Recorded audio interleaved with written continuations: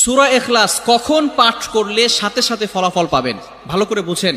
সূরা ইখলাস হচ্ছে পবিত্র কোরআনুল কারীমের ভিতরে ছোট সূরাদের ভিতরে অন্যতম একটি সূরা। তবে ফজিলতের দিক থেকে সূরা ইখলাস হচ্ছে গুরুত্বপূর্ণ ফজিলত, এবং এই সূরাটা এমন একটা সময় আল্লাহ পাক রব্বুল আলামিন নাজিল করে দিয়েছেন যখন আল্লাহ রাসূল সাল্লাল্লাহু আলাইহি ওয়াসাল্লাম দ্বীনের প্রচার করতে লাগলেন।